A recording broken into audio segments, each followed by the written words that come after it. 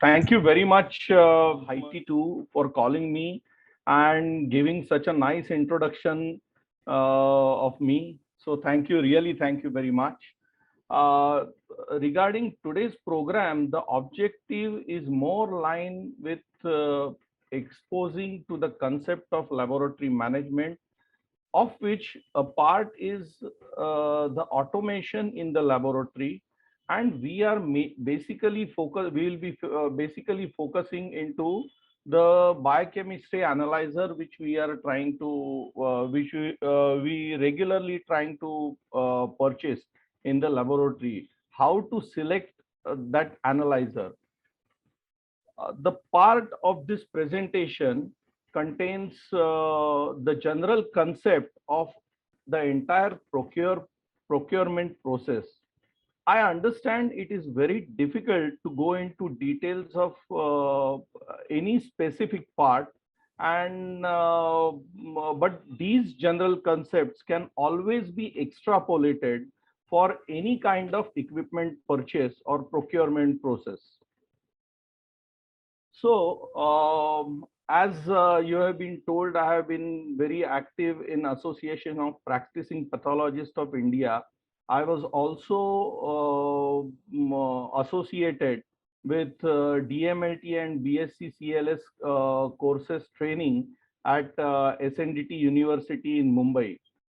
So frequently on social medias platforms like WhatsApp, and even personally, I do get questions that how do we select a specific equipment, and that dilemma always exists. Right in the beginning in 1994, when I started with my private practice, the basic biochemistry analyzer was always the photocalorimeter, and the semi-automated equipment had already was just introduced into the market. So when I went to the senior pathologist, he simply said it is costing around 2.5 lakh. It is out of your reach, and you don't go for semi-automated equipment to start with.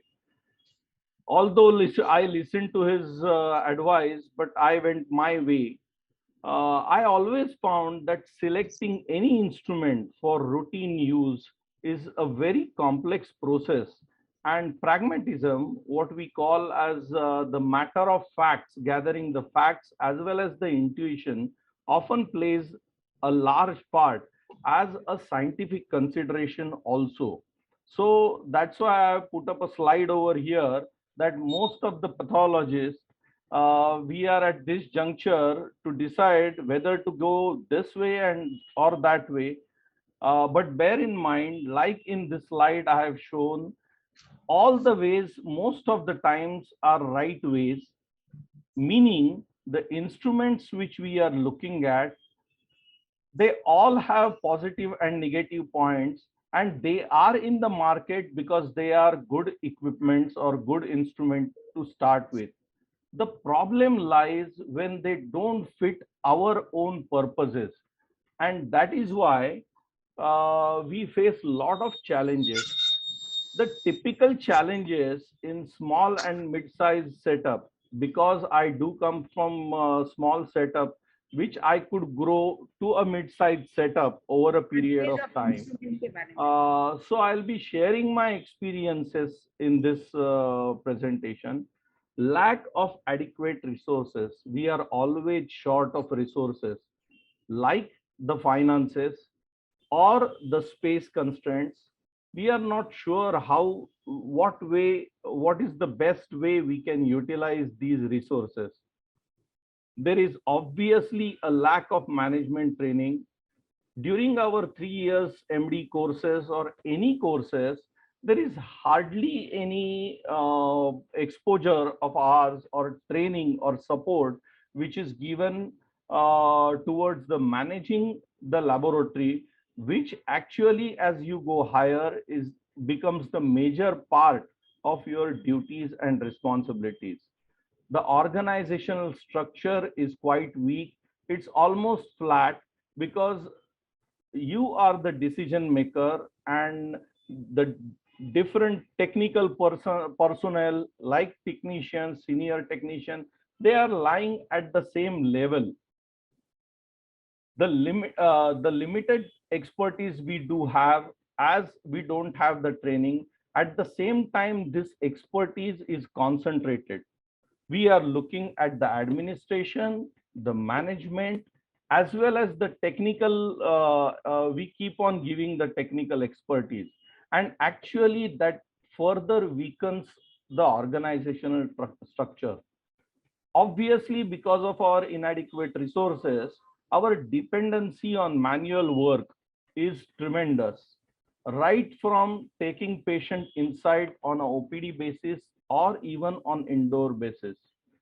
And because there is dependency of on manual work, we are very, very vulnerable to human errors because of various reasons. There is duplication of work, like we do have patient register, then we do have processing registers, then we do have different worksheet to enter the results which we get out of the instruments, or even after manual work.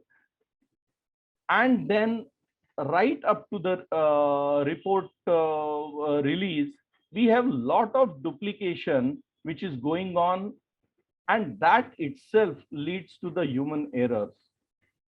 Many a times in specific areas we do have very low workload, like in private laboratories getting lipase for investigation or analysis. Most of the laboratories will have low workload in these areas, and obviously because of that we have got higher level of reagent wastages. Most of the laboratories will have a single instrument and no backup plans. And another thing which I have noted when I went as NABL assessor and visited various laboratories is we have got very weak software support. So I always found these were the challenges which were faced by different laboratory personnel who are sitting at the, who are the decision makers. What I found that optimization of lab processes as well as automation of lab processes could be the right answer to all these challenges which are being faced and the problems which are being faced by the laboratory. So coming to the factors which are driving laboratory automation, the first and foremost is something like turnaround time demands. There are district level laboratories where the turnaround time, the patient comes by state transport bus, he wants to show it to the consultants, and consultant after seeing give them specific investigations to be carried out, and the report generation has to be very fast. Similarly, in hospital industry too, or hospital setups, the turnaround time becomes a very important issue. There are specimen integrity issues, the staff shortages. Being whether it is small laboratory, medium-sized laboratory, or large setups, everywhere there is always a staff shortage which has been observed. Most of it because the salary account of the staff becomes the major, it covers the major chunk in the costing of the laboratory. So there is need to lower the maintenance, need to reduce the calibrations, as well as the downtime of the instrument. In hospital setups, the 24/7 uptime is always welcome. So all these issues, along with reducing laboratory errors, these are the factors which keep on driving the laboratory towards automation, more and more level of automation, to the extent that for last 4 or 5 years you will be seeing the big companies, they speak of total laboratory automation, having modular multiple systems which are put on the track system one after another, using the same or different samples, and trying to achieve all these factors in one go. Now, whether you are in a small setup or a large setup, what is the challenge for the pathologist? Let it be a separate managerial position or separate standalone laboratory. The common questions are as seen in this slide. Why the instrument is needed? In any organization, this becomes the crux of the matter. Do we need this specific instrument at all?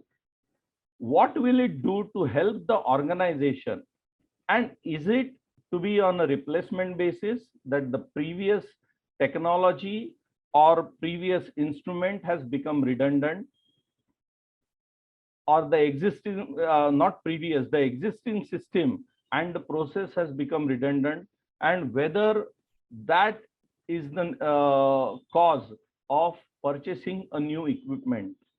Now, for those who are looking out, working in a big setup, hospital or organization, please note that when you are presenting your project to the management or even to yourself, the reasons which are acknowledged by the management are as given in this list, which is there is going to be an improvement in the quality or the productivity, there is going to be lower cost, there is going to be enhanced data analysis and interpretation, it is going to accelerate the cycle times. So even the single reason out of these or multiple reasons is going to get your project through with the management. Now, in 2003, one organization called Argent, ARGENT, presented one article or published one article regarding the common reasons of automation failure in a laboratory in US. You will see 10 plus 1 reasons. They had presented 10 different reasons by which for which there is the automation in a laboratory has failed miserably. If you see on the top of the list, incomplete understanding of current environment. When the understanding of the different processes, the different costings, as well as the customer's expectations. When I mean customer, it is all stakeholders. Let it be the technical staff, or the physician, or the patient himself.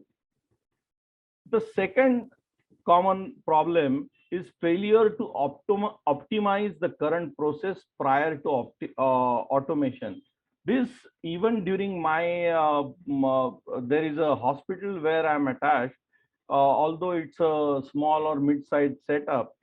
What I realized while undertaking the software development, that the system or the processes inside the hospitals were faulty.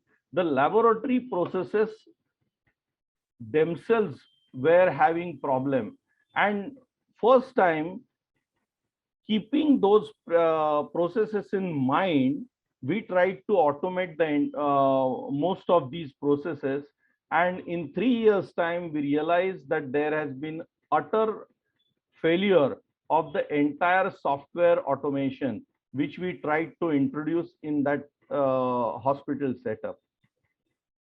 I have seen unrealistic expectations of the system, like cost reduction, throughput, return on investment required, or even the system functionality. Recently, I was approached by a pathologist from the remote areas, district place in Maharashtra. He wanted to purchase the equipment.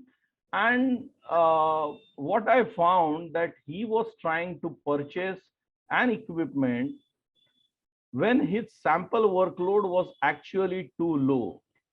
The problem is you buy such a bigger equipment because it has been established in the market and it is supposed to give the best result.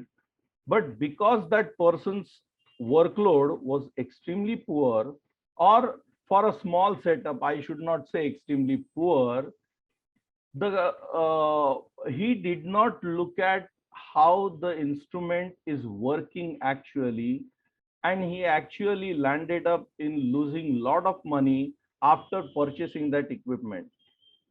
Inadequate technical support, credible and realistic impact analysis, hidden costs such as labor, supplies, maintenance, all these become important when you are thinking of purchasing the equipment. The common problem which I have seen is most of the companies, this the last point which I have put, focusing on wants over the needs. Now this is a dictum which is followed in marketing of any product. When it's a need, patient hardly pays, or even the user hardly wants to pay for it. But try and create this, convert this need into want, and that's what happens. That because there is a Diwali bonanza, the companies will come out with lowered pricing or combo offers, and will try and create a kind of want in your mind, which will make you to go for a specific instrument or automation. So it becomes extremely essential to understand, for you to understand whether there is a need which exists, or whether it is my want which is driving me for automation. So one must have a systematic approach to automation. WHO, IFCC, AACC have, they do have come out with addressing certain issues of this procurement process. If you see the list which I have given, the number one list is evaluation of needs. When you are moving from current state or existing levels to the desired state of automation. Facilities and space consideration, mapping workflow, timing flow, and workload analysis. I'll get into little bit details of all these at the end. Identifying possible solutions to meet the ends, and it also includes the cost justification. If you observe broadly, there are three phases in the entire procurement process of this procurement for equipment or procurement for reagent, or for that matter, any process. First, which involves planning. The second is implementation. And third is after implementation, evaluation, whether you are doing it right. Somebody can say it's like Deming's cycle: plan, do, check, and act accordingly. But when you are purchasing an equipment, it's like getting married. We have already paid up for the instrument, and then we have to follow it up just like that for whatever 5 or 10 years. So in a way, it's better than marriage, that you can change the instrument later on if you require so. But because of that, the planning stage becomes very, very important. So evaluation of needs of the laboratory takes precedence over anything. So how do you actually define needs? These are certain questions which are needed to be asked by you when you are considering equipment purchase? Is this an individual or departmental or general medical staff request? Is the instrument dedicated for single type of test menu or multiple test menus with a scalability? Which physician groups will order this test? Another very important when you are assessing the need is what is the frequency of the requisite test? Is it coming in batches? Is it coming in, does it have a seasonal variation? Typically, when you are handling infectious diseases, it could be a seasonal variation. I'm sure most of you must have seen during COVID period that there was sudden increase or sudden boom in requisitions of D-dimer, IL-6. Focusing on these D-dimers and IL-6, many of the laboratories, they started working on it. They tried to procure equipments, they tried to procure reagents, and tried to introduce them into market. As recently as second COVID wave, we observed that actually the D-dimer requirement in small, medium, or large site setup was hardly for 1 or 2 months, and the entire thing died down. One of my friend had purchased, because D-dimers were not available at the kits were not available at that time.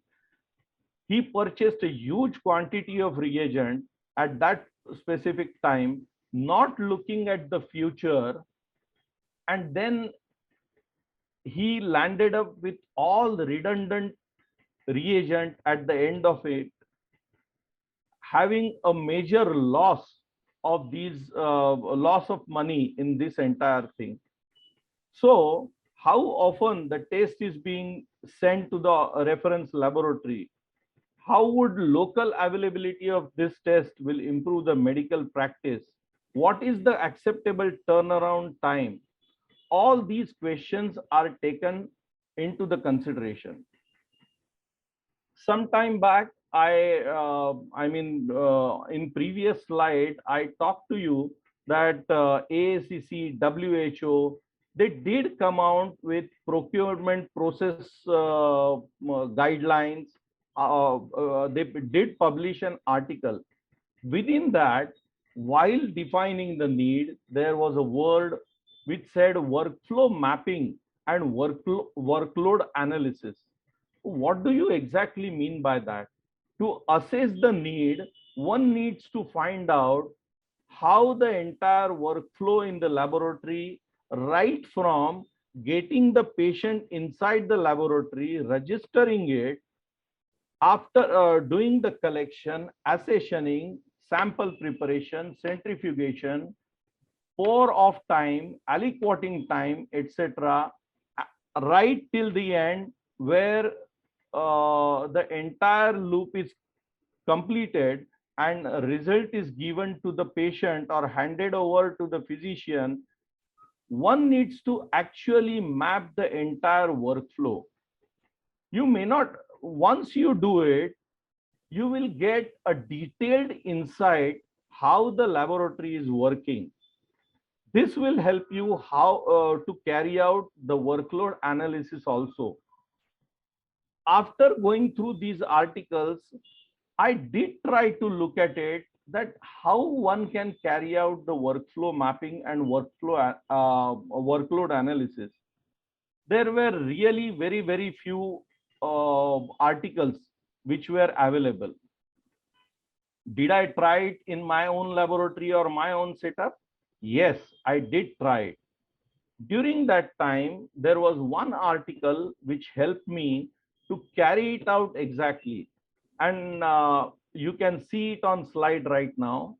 It was Bakan Abu Bakr. He has published a paper of integration of several analytic and intra-laboratory pre and post-analytical systems.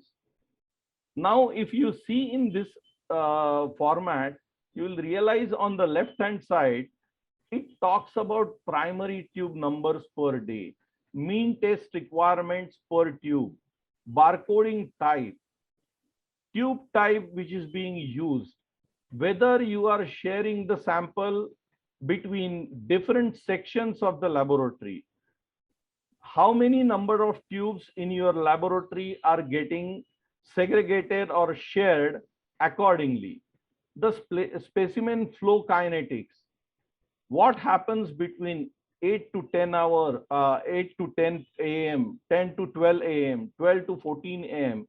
And he goes on and on, which gives a very, very helpful format for us to work on this workflow and workflow mapping as well as workload analysis.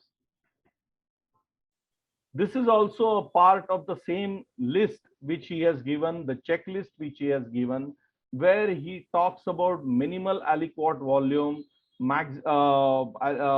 whether it is constant or variable, how many stat testings are required. He talks about the current LIS, the processor of the LIS, semi-automated system, the LIS compatibility to TCP/IP. So while performing this kind of workload analysis as well as workflow mapping in the laboratory, I found this format, the form for as a checklist for being used in my laboratory, very, very helpful.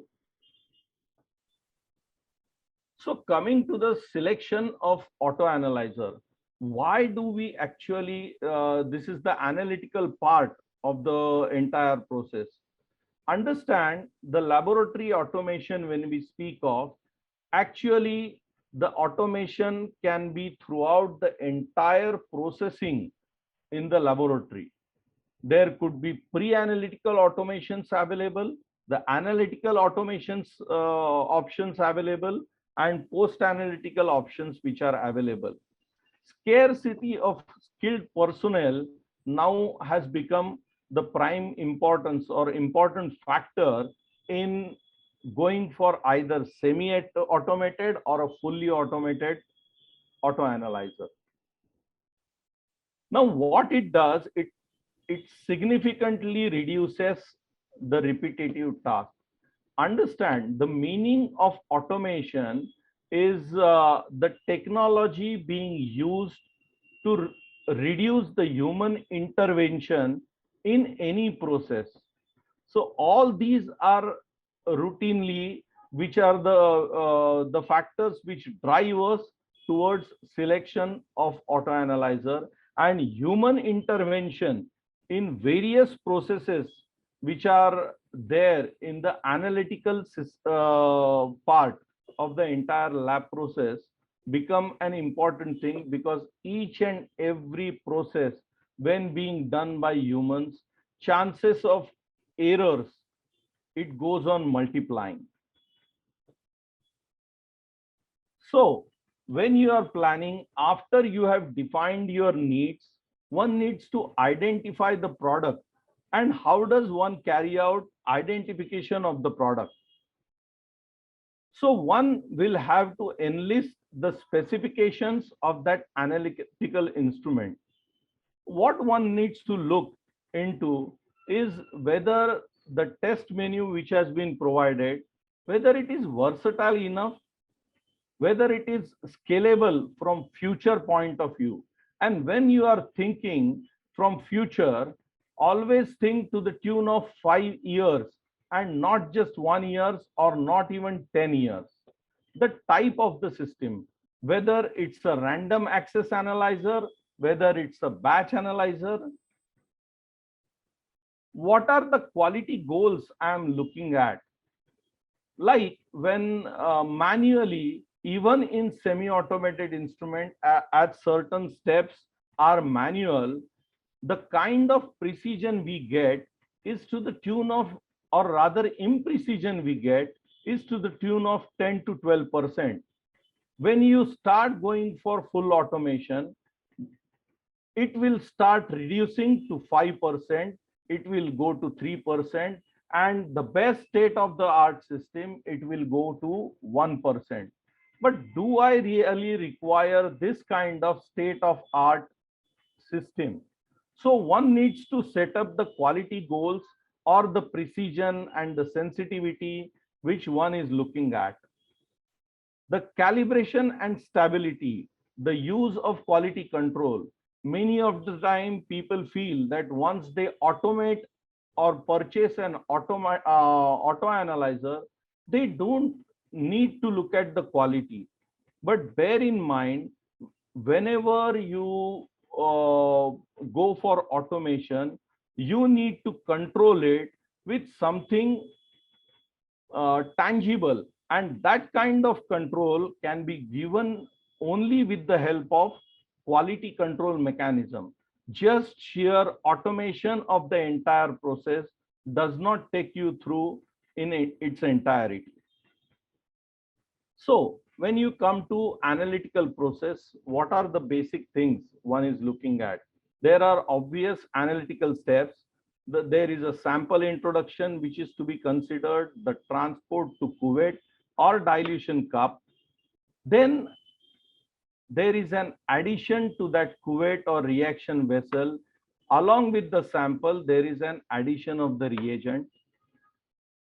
After that, there is mixing of the sample and reagent. There is a step of incubation, after which or during which the readings are being taken out, the signals are detected, the calculations are carried out, and at the end of it, we are reaching the final stage of result reporting. Looking at these analytical steps, when you are identifying your machine or equipment, one has to look into, like I said, whether the system is a random access of or batch analyzer. If you are getting 40 blood sugars at a time, then just using a batch analyzer could be a sufficient machine. But if you are getting a different mix along with sugars, you are getting lipid profiles, you are getting renal function tests, where all these tests have to be carried out simultaneously, then one has to look out for a random access machine. Number of probes. Probes are the one which pick up sample and deliver it to the reaction vessel or cuvettes. Now, smaller the machine, there is a single probe machine. Then you get a 2-probe machine, 3-probe machine. There was a wonderful lecture which was conducted yesterday by Dr. Naidu, and I was very impressed with it. While doing that, if you see that the interferences one needs to negate, many a times the carryover which occurs when the sample and the reagent is being picked up by the same probe, the possibility always exists. So if there are 2 probes, it's better. If there are 3 probes to pick up reagent 1 and reagent 2, as well as the sample probe separately, then the chances of carryover goes down. Second is vessels and cuvettes in which the reaction is occurring and being monitored, timed reactions. Now these cuvettes become equally important because this is where the actual reading is going to take place. One can have glass cuvettes or quartz cuvettes, or there could be reusable cuvettes, or there could be disposable cuvettes. If you are not able to provide a good washing system for all these things, then there is going to be a chance that there is always going to be a carryover which is occurring in the cuvettes. So many a times, if the deionized water product availability is going to be an issue, or the hard water exists in that area, I will always say one can safely go for disposable cuvettes rather than trying to have a deionization plant and trying to maintain it within a less than 1 TDS. And bear in mind, many of the service engineer, when they come to you, they will say that, oh, 1 to 10 TDS reading is fair enough. But bear in mind, when your calciums are there, the ions are there, they are extremely active molecules. Calcium, phosphorus, sodium, potassium, chloride, iron, all these ammonia, bicarbonates, you don't find them in as single ions in nature. They immediately latch on to another cation or anion and form a complex. These are going to cause major problems in the reading, and you will never come to know because there are multiple cuvettes which are being used. So many a times it becomes it is better to go for a disposable cuvette rather than monitoring it later. Yesterday there was one question which was asked about iron, and as I told you, the mixing, the mixer, there is a mixing probe or a mixing paddle which exists in these automated system. Now whether it works for at different speeds, because different reagents, if it is too oily, then it requires higher speed of mixing. If it is not so oily, then lower speed is sufficient, because higher speed will create lot of foaming inside. There is always a chance of creating that foaming inside the reaction cuvette and you getting a wrong reading. So all these things become very, very important.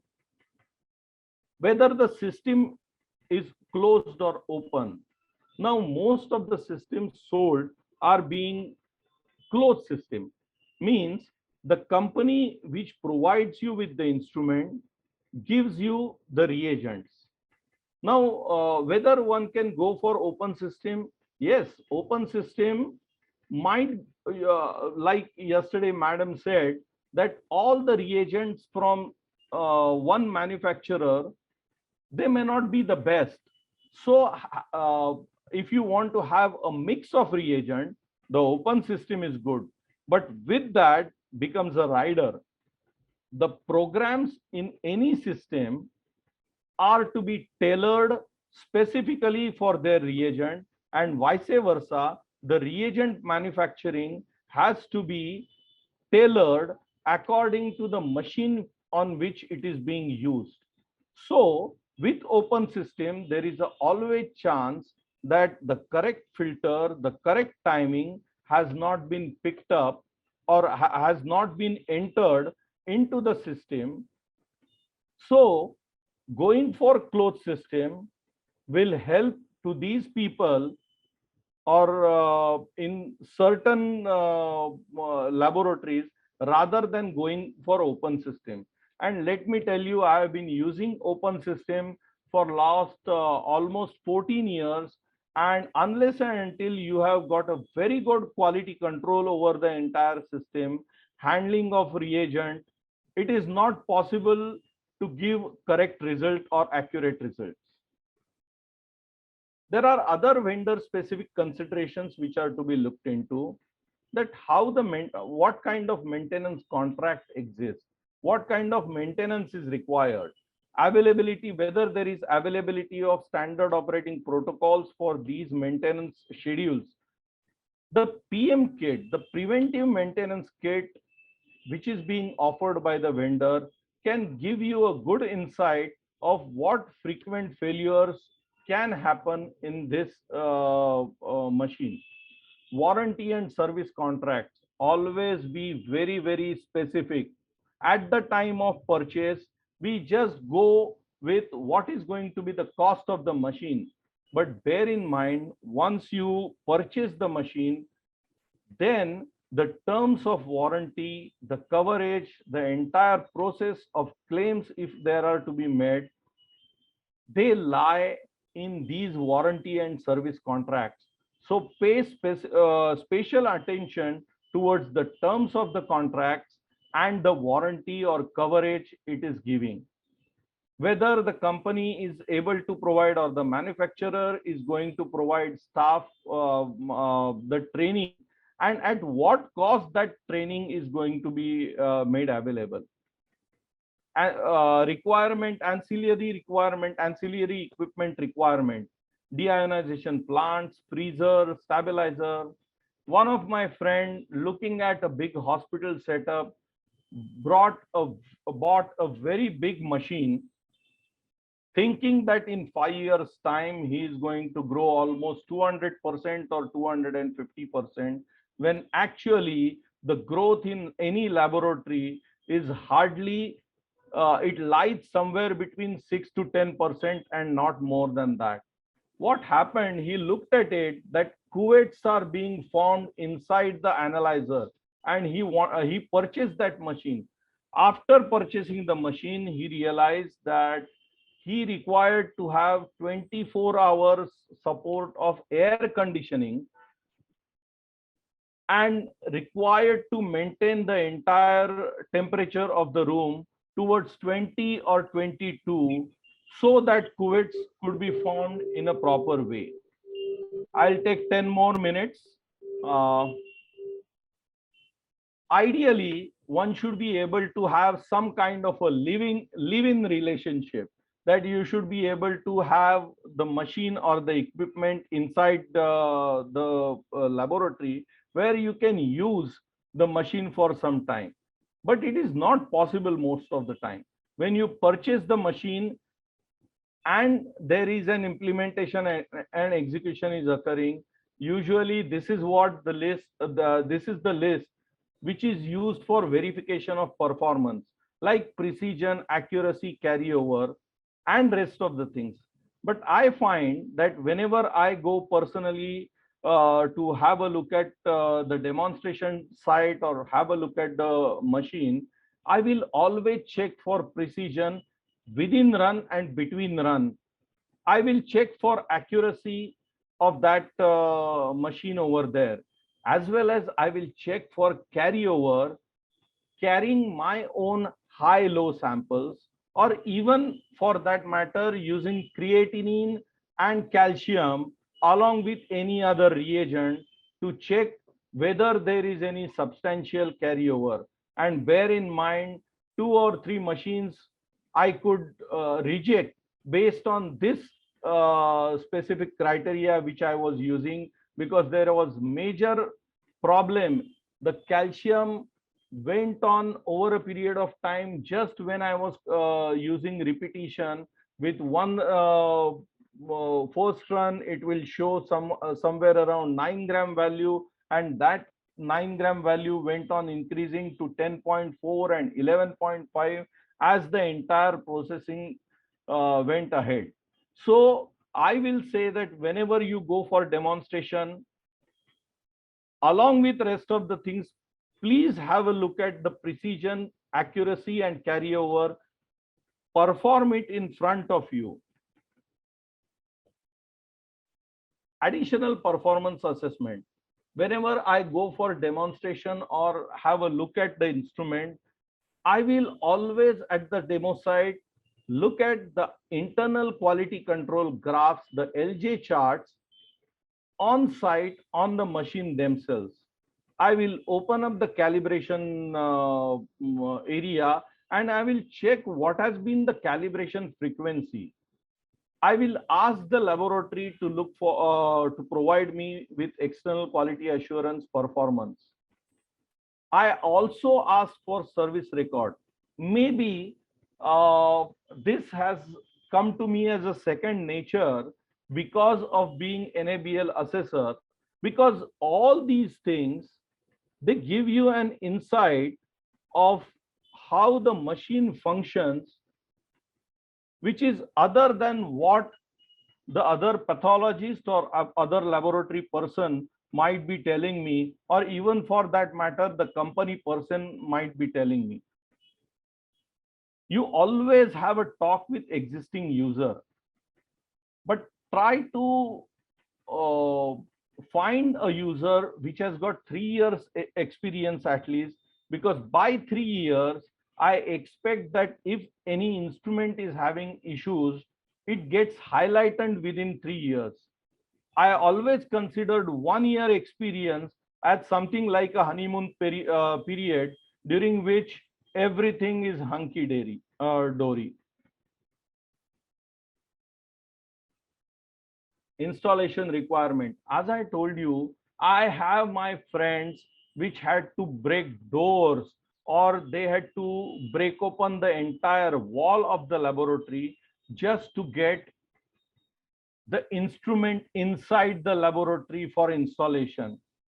So be very, very clear and specific about what is the space you require for this analyzer or reagents.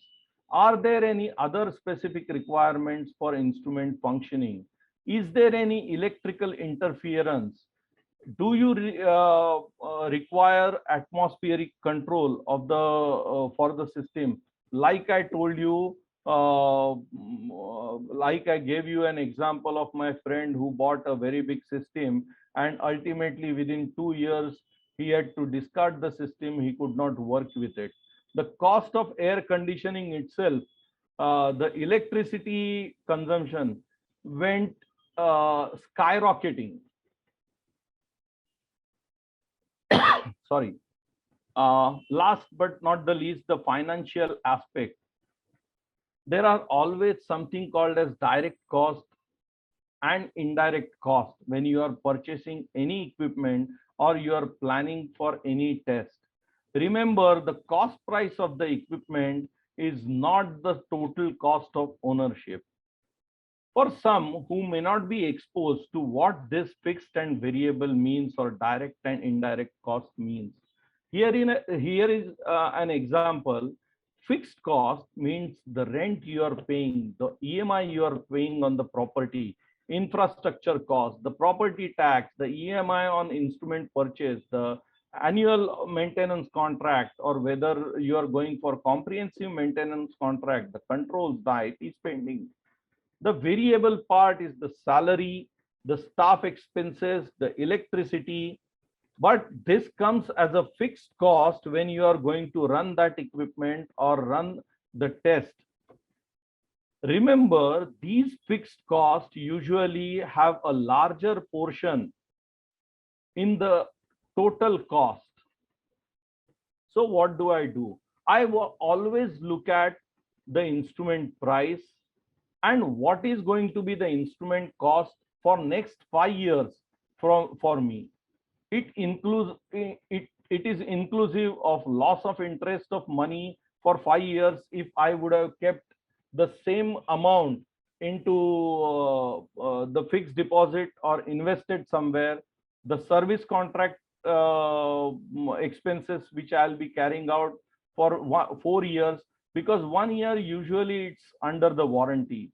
The notional maintenance cost, expected cost of part replacement.